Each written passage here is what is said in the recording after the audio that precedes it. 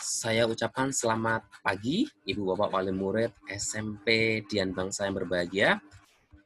Pada kesempatan kali ini, izinkanlah saya untuk menyampaikan kembali mengenai rapot mid semester pada tahun ajaran ini, yang mana biasanya rapot ini dibagikan secara langsung melalui tatap muka kepada Bapak Ibu semua, dengan harapan Bapak Ibu semua bisa berkomunikasi langsung dengan wali kelas untuk membicarakan perkembangan putra dan putri Bapak selama sekolah di SMP Dian Bangsa.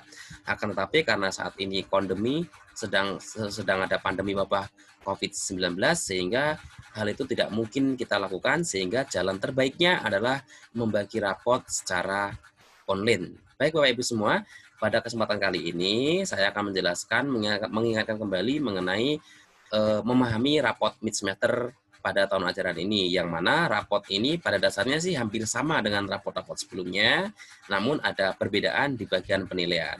Pada dasarnya rapot mid semester dari tahun ke tahun sama, yaitu memuat tentang mata pelajaran, nilai-nilai, dan juga mengenai catatan dari guru yang ada di bawah nantinya.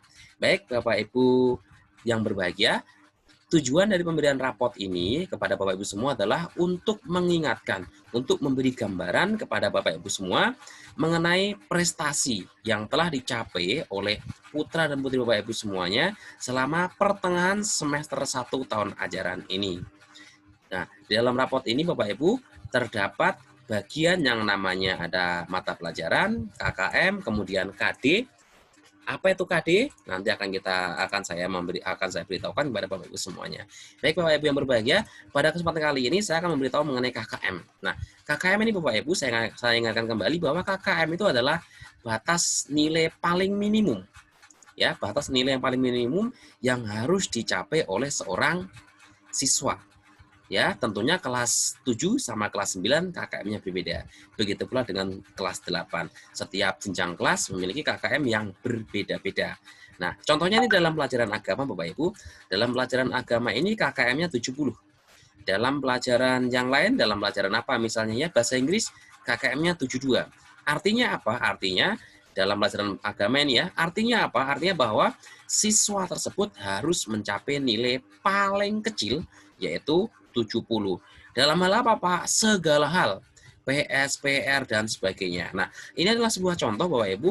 Dalam sebuah contoh ini ada siswa yang ketika melakukan tugasnya itu mendapat nilai di bawah KKM, yaitu nilai 65. Nilai 65, sehingga mau tidak mau siswa tersebut harus remedial. Nah, ini adalah nilai remedialnya.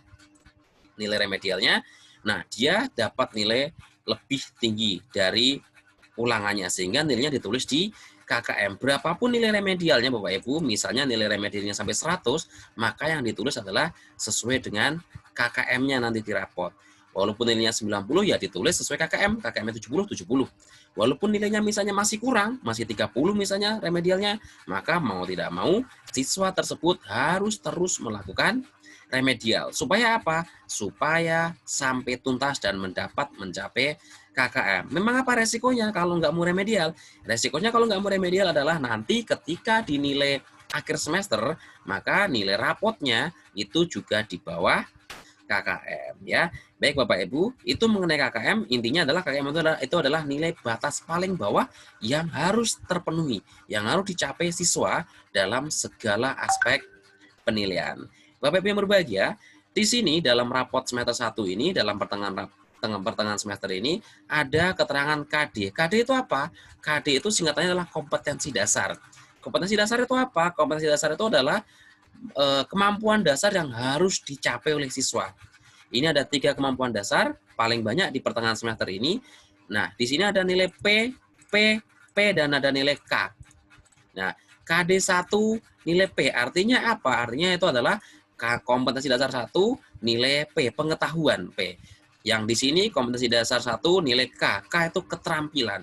Jadi dalam satu kompetensi dasar itu ada 1 nilai P dan ada juga 1 nilai K. Ada nilai keterampilannya juga. Nah, seluruh nilainya itu Bapak Ibu harus mencapai KKM.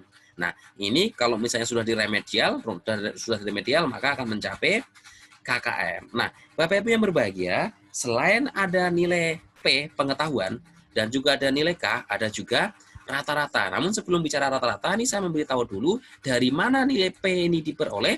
Nilai P ini, nilai pengetahuan ini Bapak Ibu semua, diperoleh dari ulangan-ulangan. Jadi contoh KD1 itu sudah dilakukan ulangan dan siswa tersebut mendapat nilai 65. Maka mau nggak mau dia harus remedial. KD2 ini sudah pernah dilakukan ulangan juga dan nilainya bagus, dapat nilai 90. Nah, begitu pula yang ini. Ini adalah keterampilan. Keterampilan dari KD1 sudah dapat nilai sekali. Sudah dapat ada nilainya sekali. Nah, saya kira kalau yang bagian UTS juga sudah sangat jelas sehingga tidak perlu kita jelaskan lagi. Nilai UTS adalah diperoleh selama kita melaksanakan UTS. Kalau nilai P sama nilai UTS ini, nilai pengetahuan ini sama nilai UTS ini diperoleh hanya sekali melalui satu kegiatan penilaian. Tapi kalau nilai K ini tidak hanya sekali Bapak Ibu. Ini bisa dari rata-rata tugas-tugas. Bisa dari rata-rata PR dan sebagainya bisa masuk ke dalam nilai K ini. Sedangkan kalau nilai P ini ya berupa ulangan-ulangan itu. Ya, Bapak Ibu yang berbahagia, langsung ini saya memberitahu mengenai rata-rata. Rata-rata ini juga saya kelompokkan menjadi P dan K. Rata-rata P berarti saya peroleh dari KD1 pengetahuan, KD2, KD3 pengetahuan. Kalau nilai K ini diperoleh dari KD1, 2, dan 3 pengetahuan juga. Nah, lalu apa gunanya rata-rata ini? Bapak Ibu yang berbahagia, rata-rata ini gunanya adalah untuk memberi gambaran kepada Bapak Ibu semua, kepada para siswa, dan juga kepada guru itu sendiri. Gambaran apa? Bahwasanya misalnya begini Bapak Ibu, ini adalah sebuah contoh siswa dalam pelajaran agama, P-nya dia dapat nilai 92. Sedangkan KKM-nya adalah 70. Artinya apa? Artinya siswa tersebut sudah melebihi KKM, sudah mencapai KKM. Nah, maka siswa tersebut harus meningkatkan terus. Supaya apa? Supaya nanti di pertengahan semester 1 ini sampai nanti penilaian akhir semester dapat nilai yang bagus. Harus lebih tinggi lagi daripada 78 ini. Harus giat belajar lagi supaya bisa mencapai nilai yang lebih tinggi. Nah, ini ada juga contoh nilai P yang kurang dari KKM, yaitu dapat 52 pada pelajaran seni budaya. Maka mau tidak mau dia harus giat lagi belajar karena KKM-nya adalah contohnya ini 65. Maka dia harus giat belajar lagi, harus lebih ekstra lagi belajarnya supaya dapat nilainya jauh lebih bagus, yaitu melebihi daripada KKM. Tapi ini nilai K-nya Bapak Ibu bagus nih di SPK, keterampilannya bagus, dapat 83. Maka keterampilannya harus terus berkreasi supaya dapat nilai yang jauh lebih bagus. Begitu ya. Jadi Bapak Ibu semuanya, pada dasarnya yang menjadi nilai P ini diperoleh dari nilai ulangan-ulangan dan K ini diperoleh dari nilai rata-rata tugas. KD ini adalah kompetensi dasar.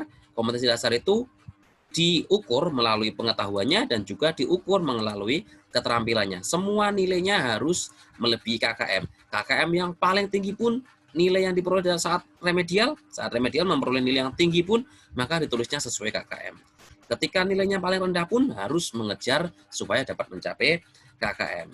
Baik Bapak Ibu yang berbahagia, selain ada nilai KD, P, dan K, ada juga nilai yang 0 ini Bapak Ibu.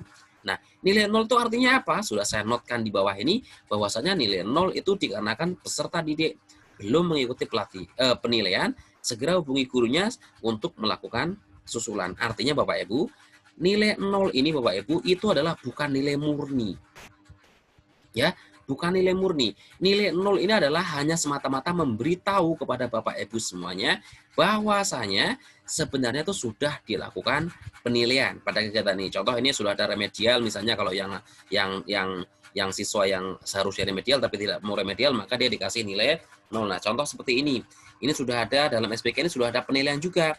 Tapi siswa tersebut ini belum melakukan penilaian sehingga mau tidak mau ya dikasih nilai 0. Tujuannya supaya orang tuanya pun tahu bahwa itu sudah ada penilaian. Lalu apakah gurunya hanya diam saja? Tidak Bapak Ibu. Gurunya juga sudah berusaha terus, sudah mengingatkan terus dari waktu ke waktu, tapi sampai rapot ini dibuat, sampai rapot ini disusun, siswa tersebut juga belum mengerjakan tugas-tugasnya. Sehingga ya dengan terpaksa tetap diberi nilai 0 dengan harapan supaya orang tuanya mengetahui bahwasanya memang sudah pernah dilakukan penilaian tapi siswanya belum. Berbeda dengan yang kosong seperti ini Bapak Ibu. Kalau yang kosong ini berarti memang belum ada penilaian.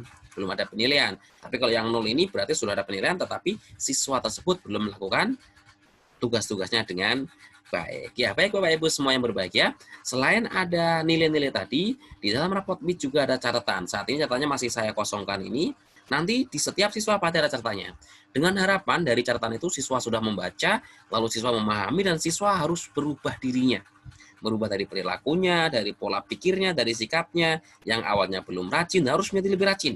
Yang awalnya belum teliti menjadi lebih teliti. Tujuannya apa? Supaya nanti di pertengahan semester 1 ini sampai nanti di penilaian akhir semester dapat mengikuti pelajaran dengan baik dan memperoleh hasil yang memuaskan, semuanya di atas KKM, sehingga kalau hasilnya di atas KKM semuanya, pasti nanti nilai rapotnya tidak ada yang merah ya. Saya rasa itu saja Bapak Ibu yang perlu saya sampaikan pada kesempatan kali ini. Terima kasih atas perhatiannya. Mohon maaf apabila ada kata-kata yang kurang berkenan dan saya ucapkan selamat